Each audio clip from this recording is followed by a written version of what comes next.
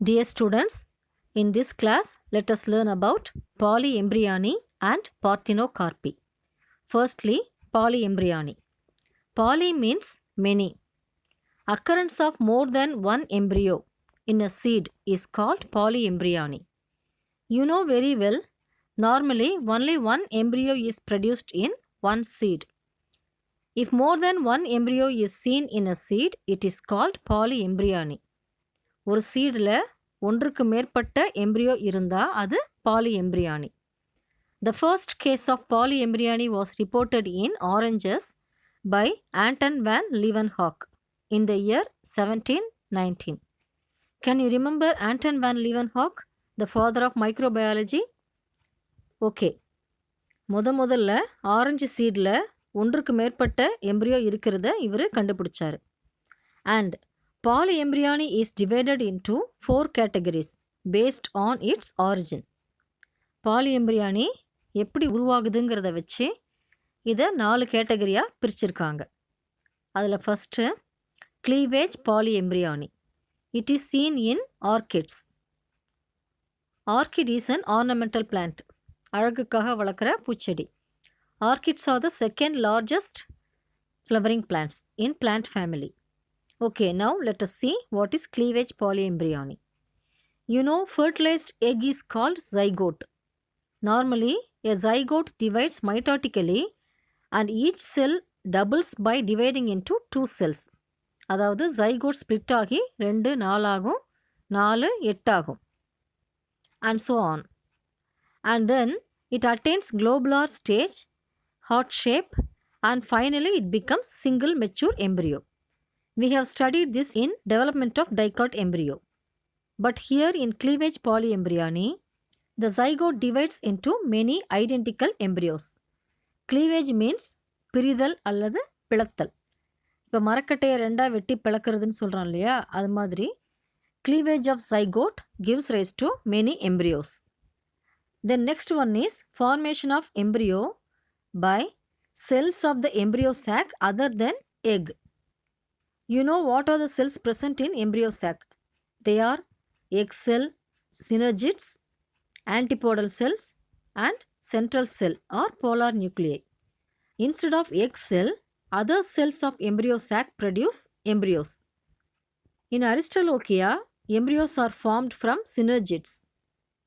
In Ulmus, embryos are formed from antipodals. In Balanophora, embryos are formed from endosperm, that is the fusion product of male gamete with polar nuclei. The third category of polyembryony is by the development of more than one embryo sac within the same ovule. அதாவது ஒரு ஓவியூலில் நார்மலாக ஒரு embryo chalk மட்டும்தான் உருவாகும். அது மாதிரி இல்லாமல் 2-3 embryo chalk உருவாகி அது ஒவ்வொன்றில் இருந்தும் ஒவ்வொரு எம்ப்ரியோ உருவாகும். இது எப்படின்னா, usually from 1 megaspore mother cell 4 megaspores are formed.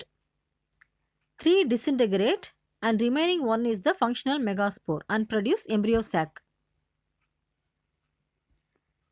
If there are 2 or more megaspore mother cells present in a single ovule, each will produce 4 megaspores.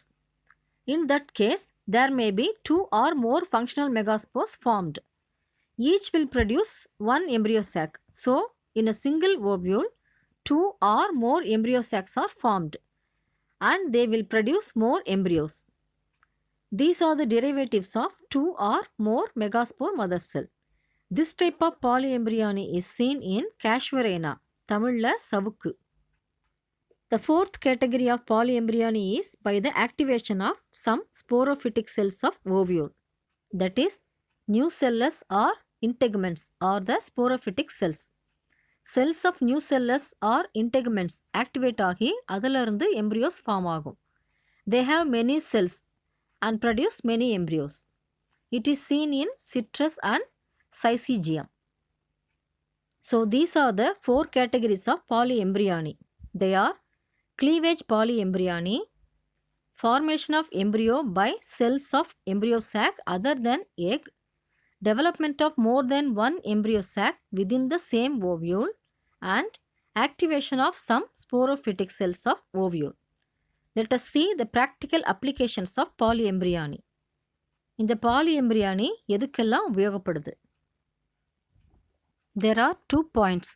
The seedlings formed from the nucellar tissue in citrus are the better clones for orchards. ஆர்ச்சர்ட்னா பழத்தோட்டம். அதாவது நிறைய ஒரே மாதிரி பழமரங்களை இதில் உற்பத்தி செய்ய முடியும்.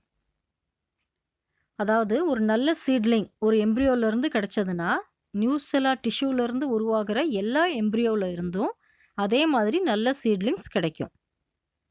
Secondly, embryos derived through this polyembryony are virus free. இந்த வகையில் உற்பத்தியாகிற எம்ப்ரியோஸ் நோய் தொற்று இல்லாமல் இருக்கும். Then next topic is parthenocarpy. You know, after fertilization, ovary becomes fruit and ovule becomes seed.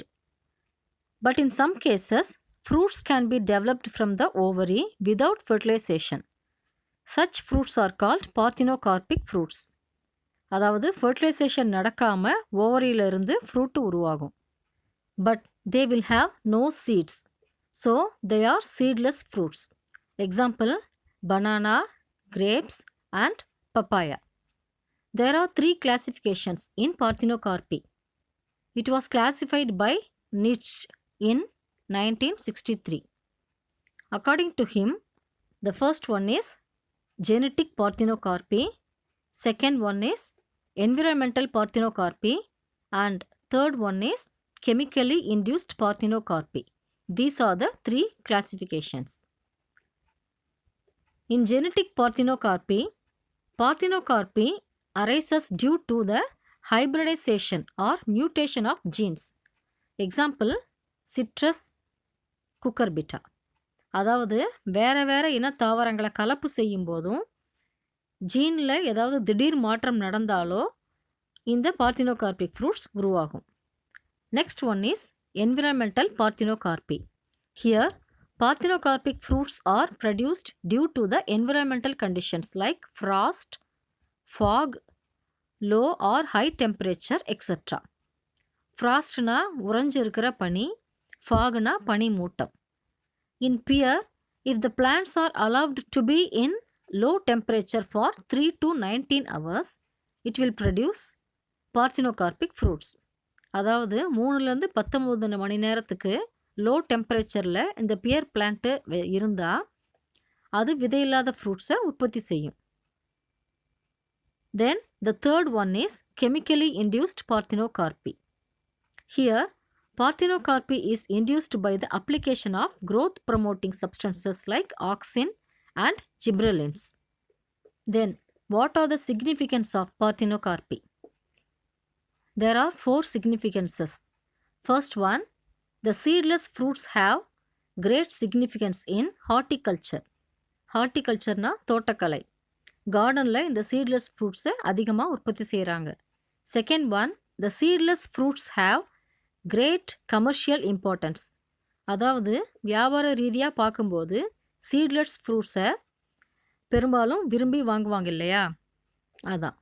Then the third one, these seedless fruits are useful for the preparations of jam, jelly, sauces and fruit drinks, etc. Then fourth significance, high proportion of edible parts is available in parthenocarpic fruits due to the absence of seeds. Seed இல்லைன்னா அந்த இடத்தையும் இந்த fruit portion occupy பண்ணிக்கும். So நமக்கு சாப்பிட quantity of fruit portion அதிகமாகும். Okay children, we have completed the long chapter in Unit 6 of Biobotany. In next class, let us learn reproduction in animals from Biozoology. Thank you, children.